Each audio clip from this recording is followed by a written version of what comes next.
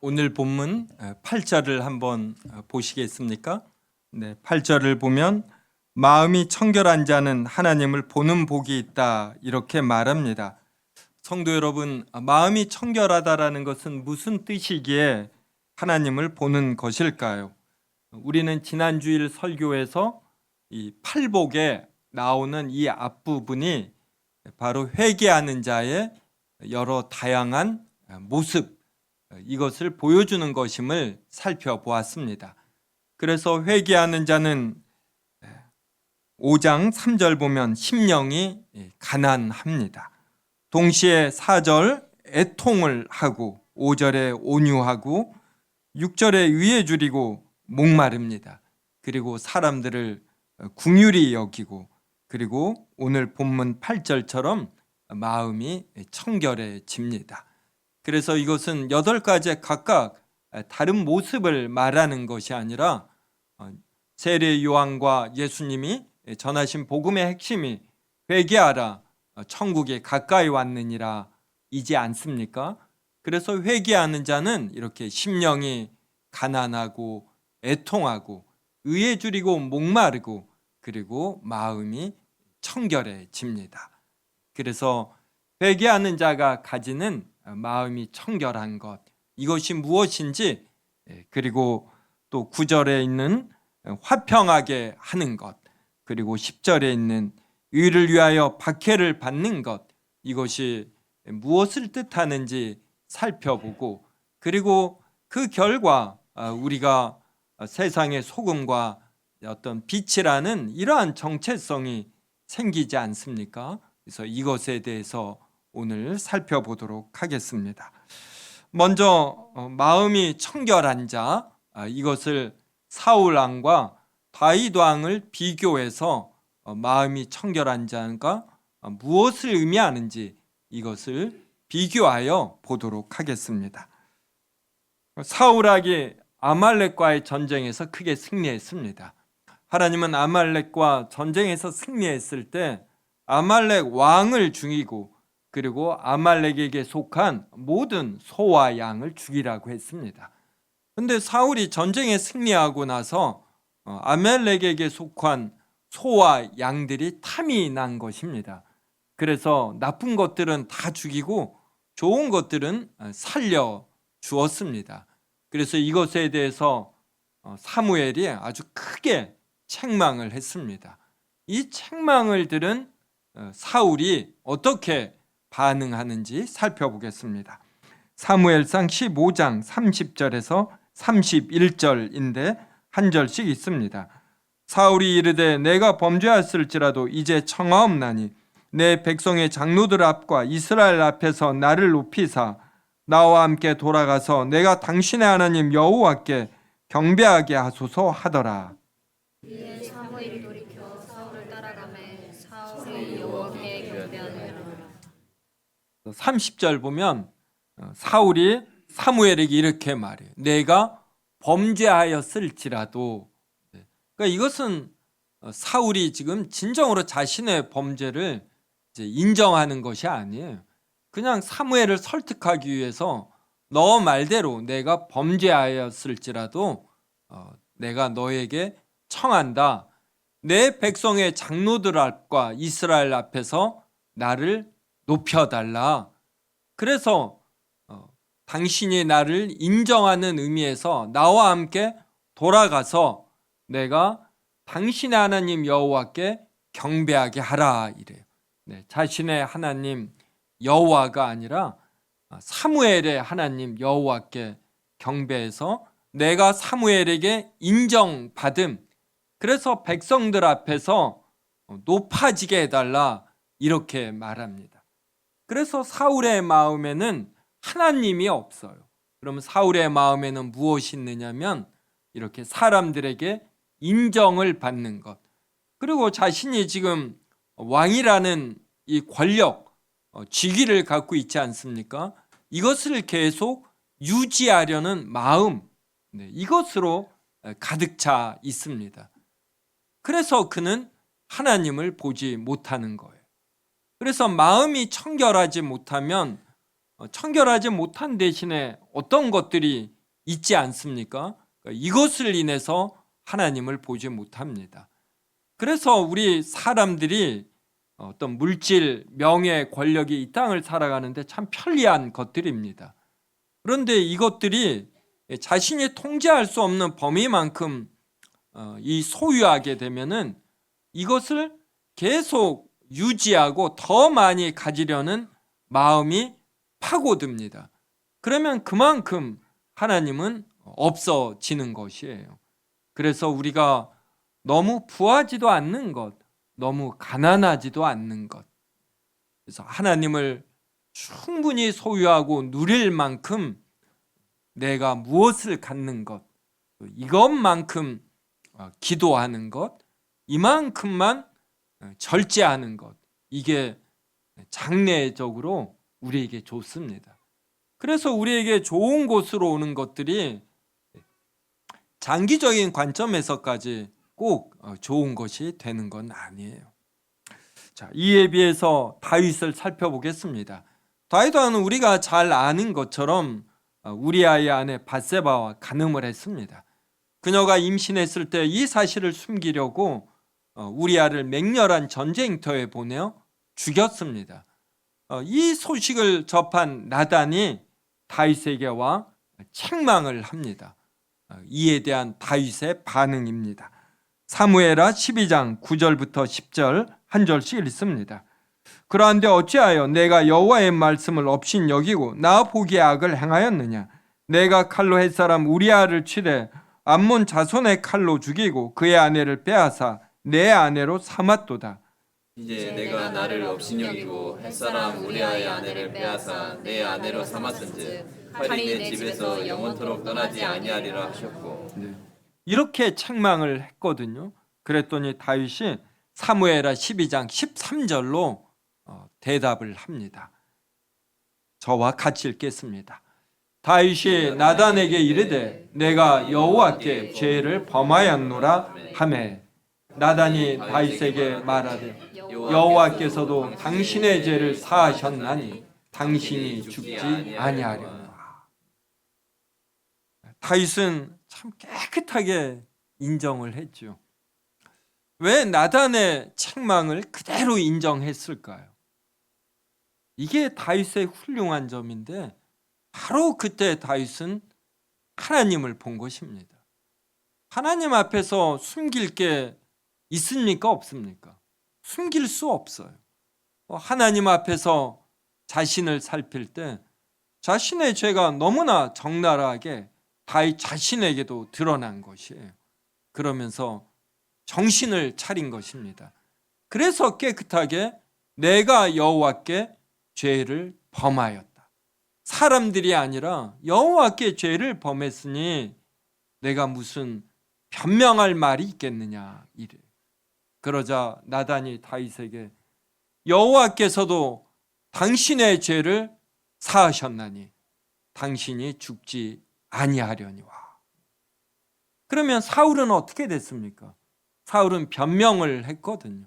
그 순간에도 자신을 높일 생각을 하는 거예요. 그래서 사람은 잘못하기 마련입니다. 근데 자신의 잘못을 책망받을 때 그때 변명하지 않는 것, 자신의 잘못을 그대로 인정하는 것, 이게 얼마나 중요한지 몰라요. 그래서 사람은 자신의 잘못을 지적받을 때 받아들이냐 안 받아들이느냐, 이것으로 나뉜다, 이렇게 봐도 됩니다. 잘못을 받아들이는 사람은 10년, 20년 후가 되면 받아들인 만큼 성장해 있습니다. 받아들이지 않은 사람은 계속 힘든 시간을 겪는 것이에요. 그래서 결정적 순간에 하나님 앞에 자신을 세우는 것, 이게 얼마나 중요한지 몰라요. 그래서 마음을 이렇게 청결하게 하는 것, 그래서 다른 것들이 자신의 내면에 있지 아니하고 하나님이 있게 하는 것, 이게 신자에게 얼마나 중요한지 모릅니다.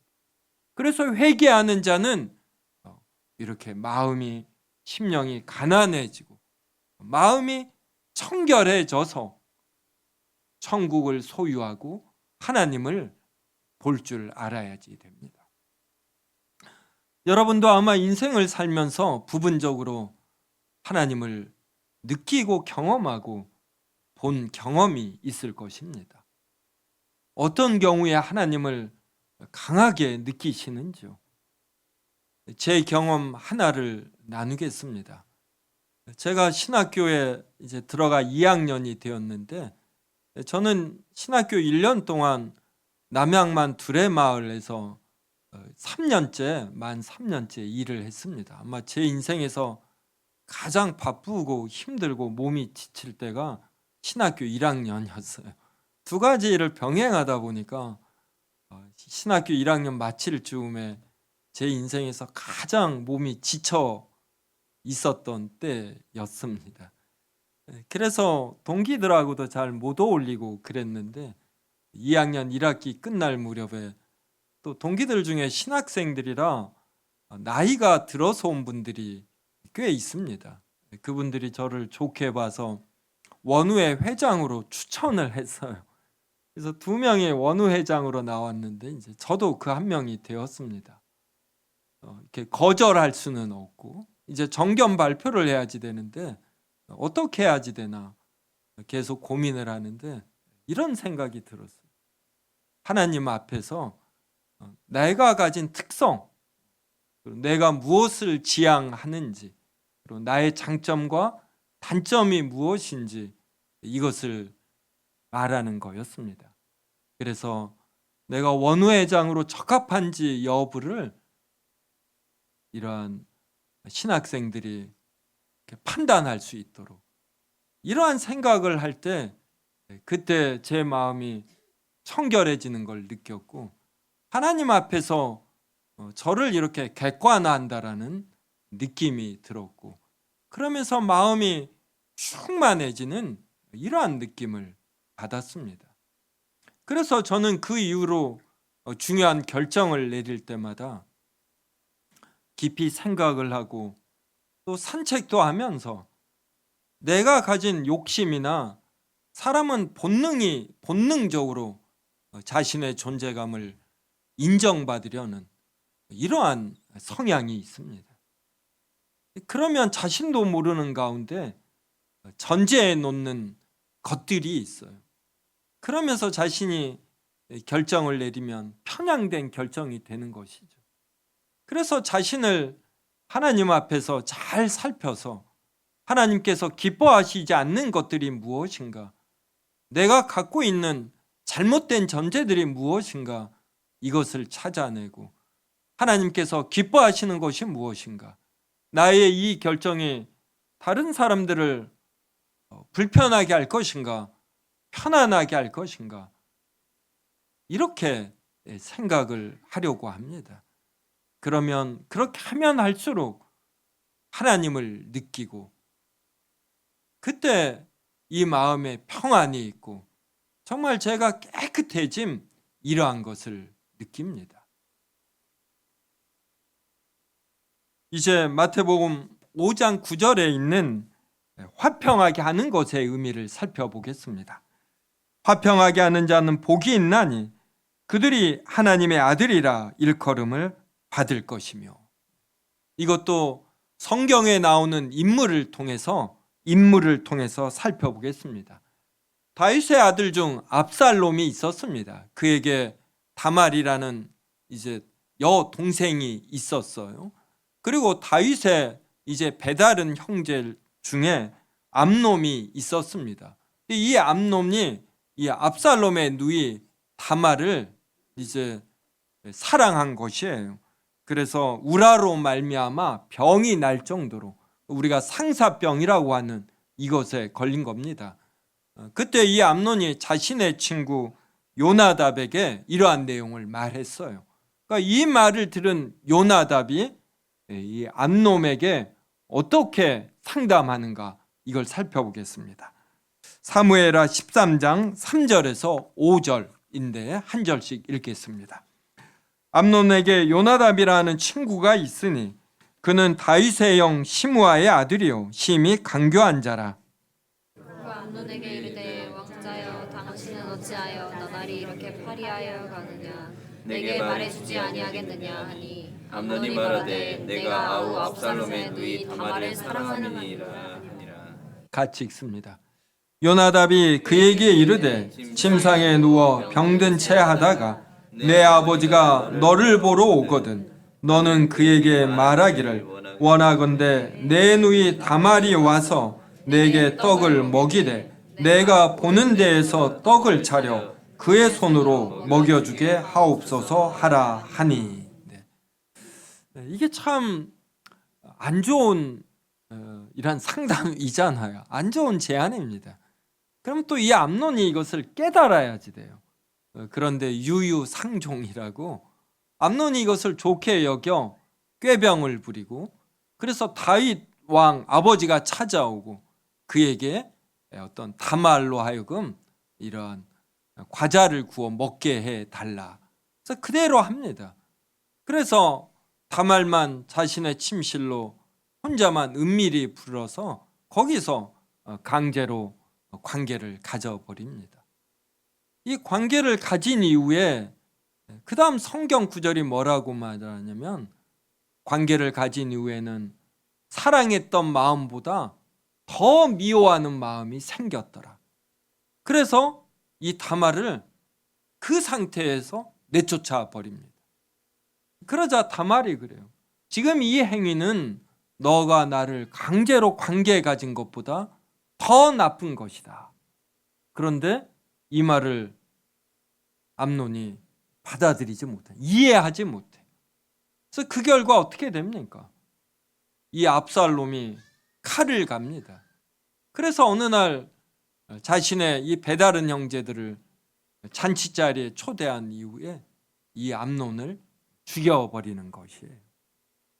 사울 왕도 하나님을 마음에 모시지 않아 그 죄를 용서받지 못해 그도 전쟁터에 나가 비참하게 죽임을 당합니다. 그래서 어리석은 자는 자신의 행위가 5년 후 10년 후에 어떠한 결과를 가져올까 이것을 보지 못해요. 단지 하루나 이틀, 한 달이나 두 달 후에 어떤 이익을 가져올까 이것만을 봅니다. 근데 마음이 청결한 자는 하나님을 보기 때문에 하나님의 섭리를 봅니다. 그래서 10년 후, 20년 후에 자신에게 어떠한 결과가 올 것인가 이것을 멀리 볼 줄 알게 됩니다.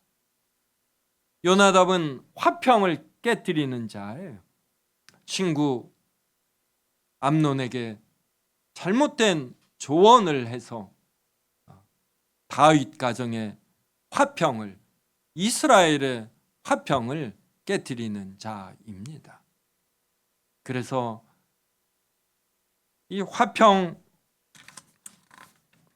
화평하게 하는 자는 하나님의 진리가 무엇이고 이것을 이 상황에서 어떻게 적용하는 것이 덕이 되고 지혜가 되는가 이것을 알고 이것을 추구하는 자이지 이 마음속에 있는 어떤 욕심이나 자신의 강한 욕구 이것을 추구하지 않습니다. 또 화평이 무엇인지 화평의 다른 측면을 누가복음 12장 51절부터 53절 한 절씩 읽음으로 살펴보겠습니다.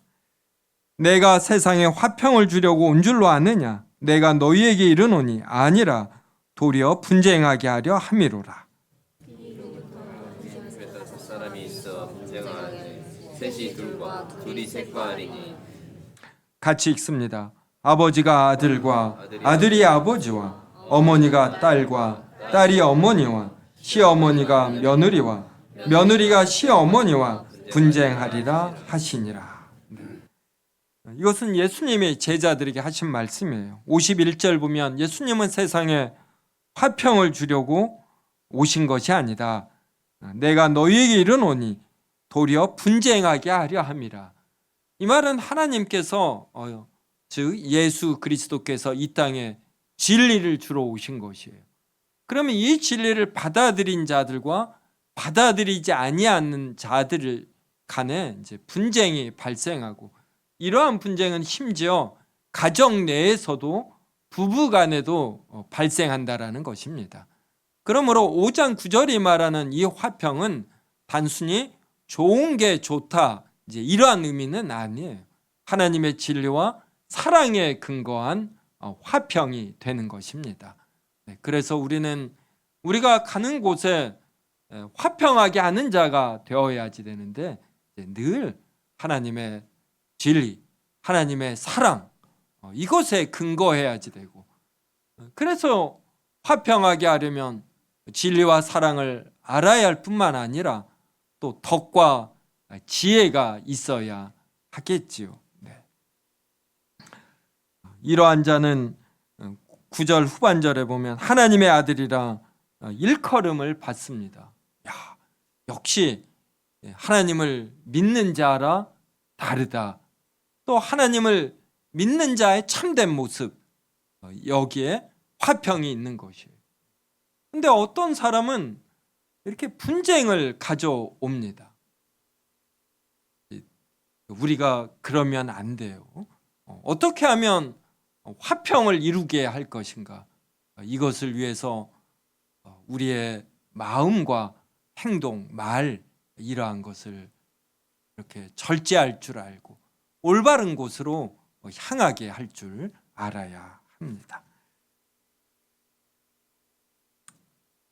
제가 카투사로 제대했는데, 카투사로 근무할 때 친하게 지내던 미군이 있었습니다. 그때 한국 여자분을 사귀었는데 제가 못하는 영어로 통역도 해서 두 분이 결혼하는데 도움이 됐습니다. 이분은 이제 제대하고 노스캐롤라이나가 고향이거든요. 여기에서 이제 잘 살았어요. 제가 영국에서 잠시 공부했는데 어느 날 소포가 왔어요. 그 미군 친구가 노스캐롤라인에서 보내줬는데 어디서 구했는지 한국 과자들, 그리고 심지어 마른 오징어를 보내줬어요. 외국 사람들 한국 여자가 오징어 먹는 모습을 보면 기겁을 합니다. 그들이 싫어하는, 회피하는 음식인데. 그래서 저를 얼마나 좋아하는가 그때 제가 느꼈습니다. 2년 전엔 부인과 함께 이 한국을 방문해서 우리 집 자녀들과도 교제를 나누고 그랬습니다. 이 교회당 앞에서 찍은 사진도 제가 갖고 있고, 그런데 3주 전에 그 큰딸에게서 메시지가 왔어요. 자기 아버지가 갑자기 3주 전에 심장마비로 죽었다고. 이 메시지를 받고 제가 정말 이렇게 소리를 질렀습니다. 그리고 그의 부인에게 전화했더니 부인이 얼마나 울던지, 어제도 지금도 울고 있다고 연락이 왔습니다. 2025년에도 2026년에도 여러 사람들이 죽습니다. 특히 유명 탤런트들, 안성기 씨도 죽었죠. 네, 여러 사람들이 죽고, 안성기 씨 죽고 나니까 미담이 계속 나오더라고요. 이럴 때 어떤 존경함이 이렇게 생겨 나옵니다. 사람들이 죽으면 그에 대한 평이 나와요. 성도 여러분, 여러분은 죽을 때 어떠한 평을 듣고 싶습니까? 이렇게 요나담처럼 심히 강교한 자다, 이러한 평 들으면 안 되잖아요. 다윗은 하나님 앞에 정직한 자였다. 물론 꼭 한 문장이 붙어요. 우리아의 아내를 가늠한 걸 제외하고. 네. 근데 전반적으로 다윗은 정직한 자였던 것이에요. 우리가 죽어서 천국에 가서 하나님의 심판대 앞에 설 때, 그때 우리가 하나님께 듣는 평, 이게 중요하지 않습니까? 이 땅에서는 얼마나 많은 물질, 명예, 그리고 권력이 있는가, 어느 집에 사는가, 어느 직장에 다니는가, 이게 중요해요. 이게 얼마나 우리 사람들의 마음을 사로잡는 건 아주 간단합니다. 우리 청년들이 연애도 잘 안 하고 결혼도 늦게 하잖아요. 그래서 그들의 마음속 깊숙이에 청년들일지라도 이러한 재산, 명예, 권력, 자신의 존재감이 높아져 가는 것, 여기에 큰 관심들이 있는 겁니다. 이런 것들이 일종의 아주 나쁜 것은 아니지만 그래도 기본적인 죄성인 것이에요. 그래서 자신을 부인한다라는 것은 자신의 마음 깊숙이 있는 이러한 전제들을 바꿔간다. 그래서 무엇을 봤을 때 온몸으로 기뻐하는 게 있거든요. 이 온몸으로 기뻐하는 것, 이것들이 바로 팔복의 내용이어야 한다. 이제 이러한 것입니다. 우리가 세례 요한과 예수님이 전하신 말씀의 핵심, 회개하라, 천국이 가까이 왔느니라. 그래서 이것을 좀 더 풀어서 설명하면 팔복이지 않습니까? 우리의 심령이 교만하면 안 돼요. 가난해져야지. 그리고 애통해야 하고 의에 줄이고 목말라 하고 어려운 처지에 있는 이를 긍휼히 여기고 어디에 가서 화평하게 하는 말과 행위를 하고, 그러할 때 우리는 세상에 소금과 빛이라는 이러한 신분을 가지며 이제 이러한 행위를 하게 되는 것입니다.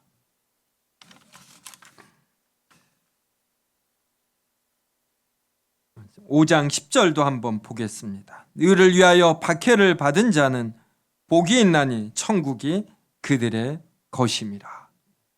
성도 여러분, 우리가 인생을 살 때 박해를 받을 수 있음, 이것을 생각해 보셨는지요? 우리가 회개하며 팔복의 내용으로 살게 되면 이것을 인해서 박해를 받습니다.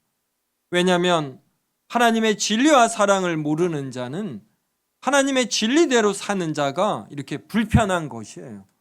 왜 우리들의 일반적인 생활 방식, 행동 방식을 따르지 않는가?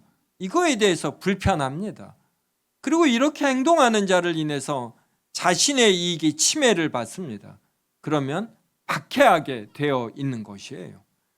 디모데후서 3장 12절 보십시오. 무릇 그리스도 예수 안에서 경건하게 살고자 하는 자는 박해를 받으리라. 경건하게 살고자 하는 자는 박해를 받는 것이 당연한 것입니다. 마태복음 5장 11절부터 13절, 저랑 한 절씩 읽겠습니다. 나로 말미암아 너희를 욕하고 박해하고 거짓으로 너희를 거슬러 모든 악한 말을 할 때에는 너희에게 복이 있나니 기뻐하고 즐거워하라. 하늘에서 너희의 상이 큼이라. 너희 전에 있던 선지자들도 이같이 박해하였느니라. 같이 읽습니다. 너희는 세상의 소금이니 소금이 만일 그 맛을 잃으면 무엇으로 짜게 하리요? 후에는 아무 쓸데없어 다만 밖에 버려져 사람에게 밟힐 뿐이니라. 성도 여러분, 어디에 가서 내가 박해를 받는다, 경건하게 살려다 박해를 받으면 이것을 오히려 이렇게 기뻐하는 것이에요. 12절에 기뻐하고 즐거워하라 그래. 하늘에서 너희의 상이 크다. 너희보다 앞서 있던 선지자들도 이같이 박해를 받았느니라. 그러면서 13절에서 너희는 세상의 소금이니, 그러니까 회개하는 자, 팔복의 내용대로 사는 자는 이러한 소금의 신분에 아주 강하게 드러나는 것입니다. 소금은 맛이 있습니다. 그 맛으로 음식을 맛있게 하고 그리고 부패하는 것을 막는 정화의 기능을 합니다. 골로새서 4장 6절, 저랑 같이 읽겠습니다. 시작. 너희 말을 항상 은혜 가운데서 소금으로 맛을 냄과 같이 하라. 그리하면 각 사람에게 마땅히 대답할 것을 알리라. 네. 우리가 말을 할 때 소금으로 맛을 냄과 같이 해야지 돼요. 그래서 우리가 하고 싶은 말을 다 하는 것이 아니라 내가 이 말을 하면 맛이 있을까? 네. 사람들이 어떤 통찰을 얻고 어떤 마음에 평안, 화평이 있고 이런 걸 생각하는 거예요. 그래서 우리가 세상의 소금이라는 것은 무슨 말을 하거나 행동을 할 때 이런 맛이 있게, 덕이 있게, 화평이 되게 격려받게 하는 것입니다. 또 소금은 뭘 부패하는 걸 방지하잖아요. 그래서 생선에 소금을 뿌리지 않습니까? 또 우리가 김장할 때 배추, 숨이 살아있어요. 여기에 굵은 소금을 뿌립니다. 그러면 이게 숨이 죽어요. 그러니까 우리가 이렇게 날선 말을 하는 것이 아니라 소금을 쳐서 우리의 말에 숨이 죽게, 그래서 자극적이지 않게 또 행동까지도 그렇게 하고, 또 내가 있는 곳에서 올바로 서 있으므로 그냥 그 자체로 주변 사람들로 하여금 옳게 행동하게 만드는 이러한 역할을 우리가 해야지 되는 것입니다. 이런 역할을 한 인물 한 명을 살펴보겠습니다. 창세기 37장 20절에서 22절입니다. 한 절씩 읽겠습니다. 자, 그를 죽여 한 구덩이에 던지고 우리가 말하기를 악한 짐승이 그를 잡아먹었다 하자. 그의 꿈이 어떻게 되는지를 우리가 볼 것이니라 하는지라. 루벤이 듣고 요셉을 그들의 손에서 구원하여 이르되 우리가 그의 생명은 해치지 말자. 같이 읽습니다. 루벤이 또 그들에게 이르되 피를 흘리지 말라. 그를 광야 그 구덩이에 던지고 손을 그에게 대지 말라 하니 이는 그가 요셉을 그들의 손에서 구출하여 그의 아버지에게로 돌려보내려 함이었더라. 우리가 루벤 같은 자가 되어야지 돼요. 루벤이 맏형입니다. 동생들이 전부 흥분해서 요셉을 죽이려고 해요. 그때 루벤이 맏형으로서 자, 바로 실시하자. 이렇게 하면 어떻게 됩니까? 요셉이 죽는 것이에요. 요셉이 살림을 받는데 루벤이 얼마나 결정적인 역할을 했습니까? 이게 바로 어떤 소금의 역할인 것이에요. 그래서 성도는 어디에서 빛이 나느냐면 다른 사람들이 흥분해서 하나님의 진리와 사랑에 떠나 있을 때 그때 미움을 받으며 박해를 받으며 하나님의 진리와 사랑을 드러내는 것입니다. 이러려면 어떠해야 됩니까? 그의 말에 권위가 있어야지 돼요. 그럼 그의 말에 권위가 있으려면 어떠해야지 됩니까? 첫째는 옳은 말을 해야지 됩니다. 하나님의 진리를 말해야지 돼요. 그리고 두 번째는 평상시의 행동이 그 진리대로 살려는 모습이 있어야지 돼요. 그래서 사람의 말에 권위가 있으려면 옳아야지 되고, 그리고 평상시 옳게 살아야지 됩니다. 말만 옳게 하면 그의 말은 권위가 없어져요. 루벤이 동생들에게 권위를 인정받은 것이죠. 그래서 우리가 빛과 소금의 역할을 한다. 우리가 세상에서 너희는 세상의 소금이니 이러지 않습니까? 교회에서만, 가정에서만이 아니라 내가 속한 사회 공동체에서, 나라에서 소금과 빛이 되는 것이에요. 이것을 위해서 우리는 회개하는 자가 되어야 돼요. 팔복의 모습을 지녀야지 되는 것이에요. 이런 말씀 들으면 도전이 되면서도 또 부담이 되지요. 그런데 우리가 신분에 있어서는 소금과 빛이에요. 신분에 있어. 근데 수준에서는 어떻습니까? 소금과 빛의 기능을 온전히 다하는 건 아닙니다. 이렇게 설교하는 저도 때때로 흥분하면은 소금으로 이렇게 숨을 죽인 말이 아니라 날선 말을 하게 돼요. 그러면 얼마나 부끄러운지 모릅니다. 사람은 흥분하면 흥분할 땐 말도 행동도 안 해야지 돼요. 그때 하면 시간이 지나면 반드시 후회하게 되어 있습니다. 이런 경험을 하면서 어떻게 성도 여러분 10년 전의 모습과 10년 후의 모습 사이에 영적 성장이 있는지요? 제가 한번 동창회에 갔더니 친구 한 명이 그래요. 야, 목사가 되더니 확실히 변했다 이러는 거예요. 네. 예전에 제 모습이 어떠했든 참 감사한 것이잖아요. 네. 그래서 이 설교 들으면서 크게 도전 받으셔요. 회개하는 자, 그리고 팔복의 모습대로 살겠다. 빛과 소금의 역할을 하겠다. 내 선행을 통해서 하나님의 영광을 드러내겠다. 이런 강한 다짐을 하는 겁니다. 근데 우리는 넘어지기 마련이에요. 다시 실수하기 마련입니다. 이게 또 신자예요. 다 별 수 없습니다.